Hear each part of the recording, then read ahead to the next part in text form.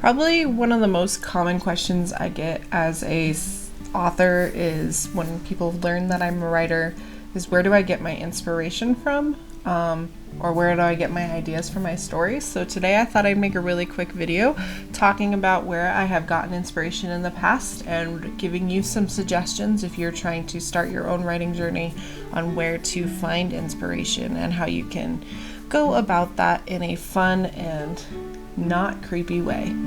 All right, let's get in.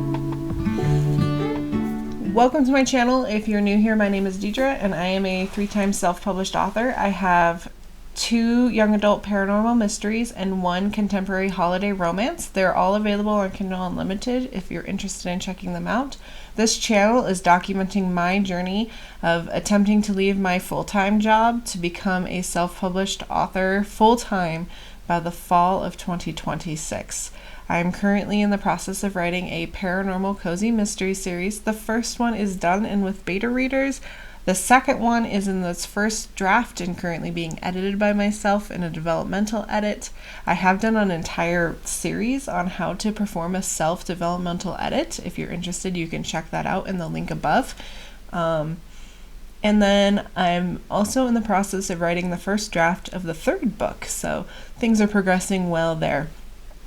I'm also bidding for a couple of editing jobs because I don't have enough to do. Why not add a little bit more? I actually really enjoy taking a break from editing my own stuff and working on other people's books. So hopefully one of these comes through. And then I am a full-time teacher, so always busy.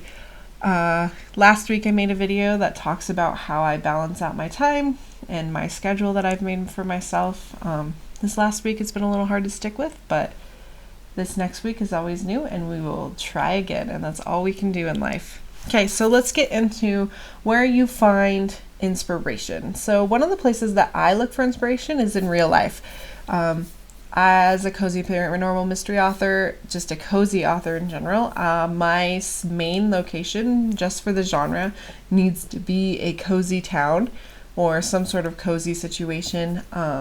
I love going to small mountain towns, and because I live in Colorado, it's very easy for me to drive. There are several wonderful towns within a day trip of me, and last weekend my husband, my mother-in-law, and I actually went up to a ice sculpture festival in a little town called Cripple Creek. Cripple Creek is actually known as a gambling town. You can go there and spend some time in casinos. It's really fun on a regular day, and then this one was extra special because they had the street festival going on where there were people making sculptures out of ice that you got to vote on, and then also there were tons of vendors there. There were just tons of people. It was really nice to see the town just full of people and activities for people to do. There's also an ice castle there right now that you can go walk around, and a slide and all sorts of stuff. So it was really fun.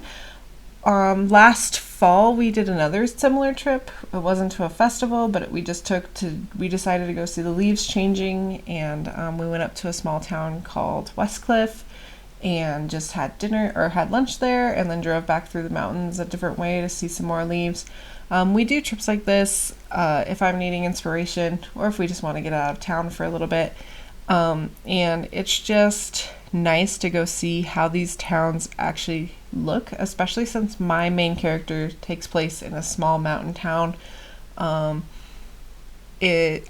like to take pictures. I like to take notes. So we went into lunch, and then I was like noticing just the people, the different types of people, trying to pick out who was a local, who was a tourist, just based on the way they were sitting, the way they were talking, the way they were dressed. So just trying to immerse myself and actually see what things are like and how people talk, just all that sort of stuff. That's one place that I get my inspiration from. Another thing I like to do that's a real life experience, one of the tropes that I'm following for my cozy paranormal mystery is that she's a baker. So I think it's important that I bake, so I know if I choose to describe that in my scene, because sometimes my character is baking while she's having a conversation with people, so I want to be able to accurately describe the steps, so I'll try baking them myself. And I did that a few months ago where my character is supposed to be this great baker, but she struggles with a certain recipe, so I did. And the reason that she struggles with this recipe is because I tried to bake it and I struggled with it. And I tried 3 or 4 times to do it, and it didn't go well. Okay, well, they look like piles. And so I actually put that in my story, and I think it helped make my character a little bit richer.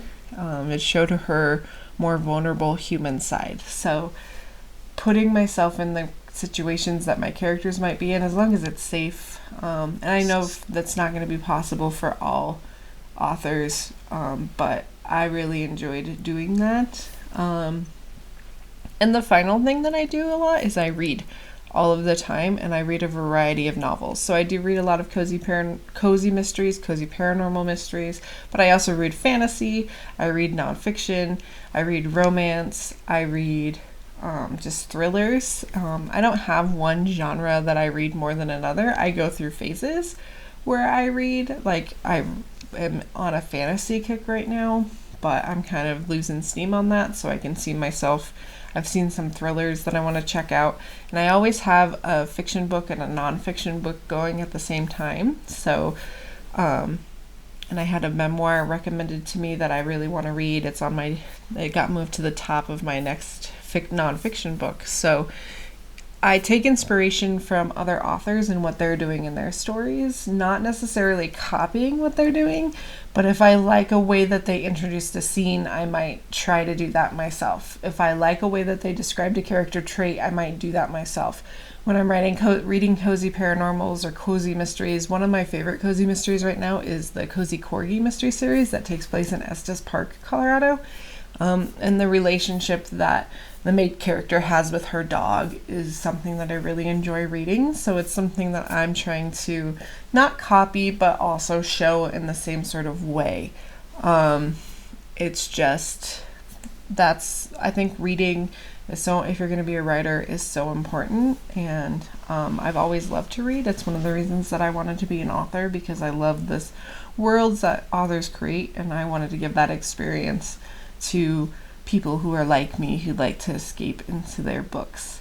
So those are my tips for writing inspiration. That's where I've found my inspiration.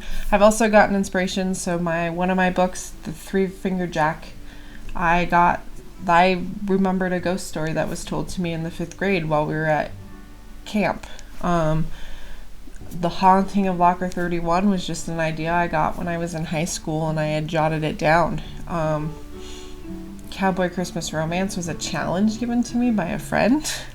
So I've gotten inspiration for all of my stories from various places, and I've used the other techniques that I described earlier in the video to make them come to life. Okay guys, hopefully that provides you with a little inspiration on how to go get inspired to start your own writing journey. I would love it if you could leave a comment or hit subscribe below to continue following along this journey. If you have any questions or suggestions on a video you would like to see in the future, go ahead and drop a comment. Alright guys, I'll talk to you later.